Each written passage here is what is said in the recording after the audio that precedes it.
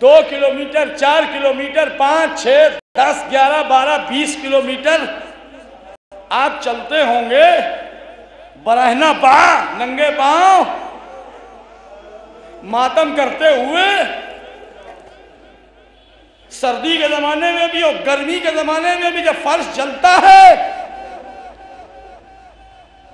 تو جب ہمارے پاؤں میں کوئی کانٹا یا کوئی پتھر کا ذرہ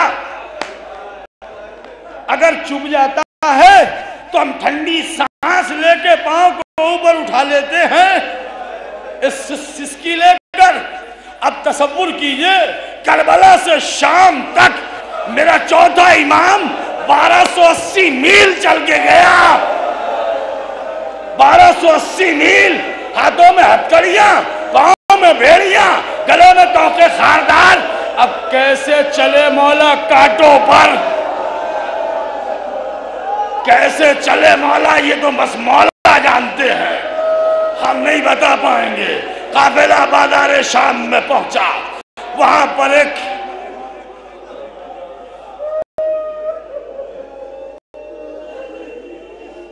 لیجئے بس ختم، وہاں پر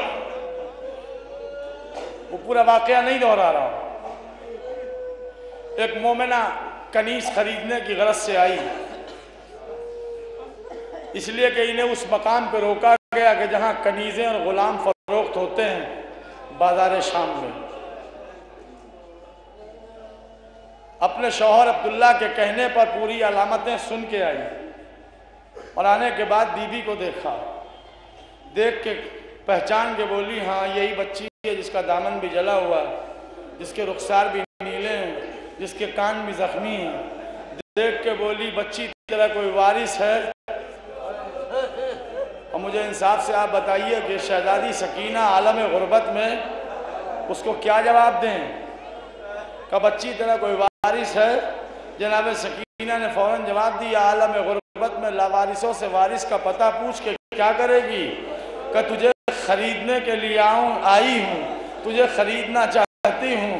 اس جملے کو جو میں پڑھ رہا ہوں کبھی تنہائی میں سوچئے گا۔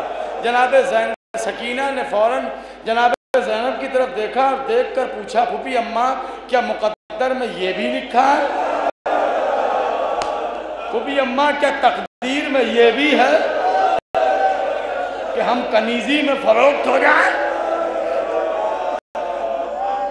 نہیں بیٹی تیرا دل کس نے ہلا دیا کہ پھوپھی اماں کی یہ خاتون شام ہے جو خریدنا چاہتی ہے۔ جناب زینب نے قریب بلا کے پوچھا بی بی تیرا نام کیا ہے؟ کہ میرا نام زکیہ ہے۔ کہ یہ زکیہ اس بچی کا خرید کے کیا کرے گی؟ کہ کیا بتاؤں مدینے میں میری ایک شہزادی رہتی ہیں، انہوں نے جب مجھے آزاد کیا تھا تو میں وعدہ کر کے آئی تھی کہ آپ کی خدمت کرنے کے لیے ایک کنیز خرید کر بھیجوں گی۔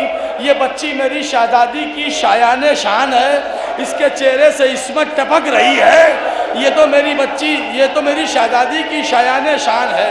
جناب زینب نے اتنا سنا پوچھا زکیہ تیری شہزادی کا نام کیا ہے؟ کہ میری شہزادی کا نام زینب ہے۔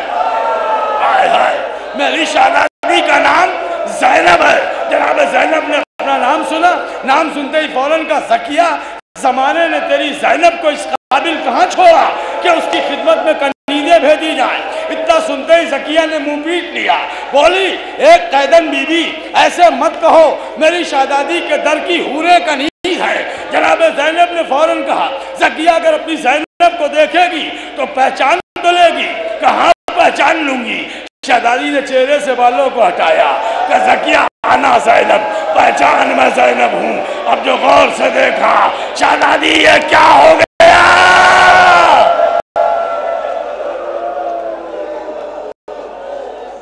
کہ زکیہ میری ماں فاطمہ زہرا کا چمن اجڑ گیا۔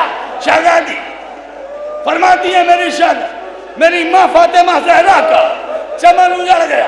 بس عزیزو خداوند عالم آپ سب کو آباد رکھے، بانی مجلس کو آباد رکھے، حاجات کو پورا کرے۔ جتنے مومنین مومنات یہاں آئے ہیں اس مجلس میں پرسہ دے رہے ہیں، ان سب کو حج و زیارات سے مشرف کر دے، سب کی جبینوں کو، سب کی پیشانی کو مقامات مقدسہ پہ لے جا کے پروردگار رکھ دے، کوئی محروم نہ رہے، ہر ایک لگ جائے, سب کی مرادیں پوری ہوں. جس کے پاس اولاد نہیں اسے اولاد ملے, جس کے پاس بیٹا نہیں اسے بیٹا ملے, جس کے پاس بیٹیاں نہیں اسے بیٹی ملے. پروردگار سب کو صحت دے دے, سب کو زندگی دے دے. ہم اسی عزاداری سے زندہ ہیں, یہ عزاداری ہم سے زندہ نہیں ہے, ہم اس عزا سے زندہ ہیں, ہم اس ذکر سے زندہ ہیں. بس میں پڑھ چکا. قافلہ دربار یزید میں پہنچا, قافلے سے پہلے سر حسین پہنچ گیا. آیت اللہ مراشی ماتم کرتے ہوئے اٹھیں گے آپ. آیت اللہ مراشی فرماتے ہیں کہ جب یہی آیت, یہ خطیب نو کے سنا کا راوی یہی آیت اللہ نائنی جب پہنچے ہیں مسجد جمکران آیت اللہ مراشی کے پاس, تو آیت اللہ مراشی کہتے ہیں اے نائنی کیا سنو گے, کیا پڑھو گے, کیا لکھو گے کہ جب قافلہ دربار یزید میں پہنچا تو اس سے پہلے جب سر حسین لے جا کے تخت پر یزید کے سامنے تشت میں رکھ دیا گیا تو حسین کی آنکھیں کھلی ہوئی تھی. میں پڑھنے کی کوشش کر رہا ہوں, خدا ہمت دے دے. حسین کی آنکھیں کھلی ہوئی تھی, آنکھیں کھلی ہوئی تھی. سجاد داخل ہوئے, آنکھیں کھلی تھی, آنکھیں کھلی تھی. ایک ایک کر کے سب داخل ہوتے رہے. حسین کی آنکھیں کھلی ہوئی تھی, لیکن جیسے ہی زینب داخل کی گئی تخت کے سامنے پہنچی, حسین کی آنکھیں بند ہو گئی. اے ماں جائی, کیسے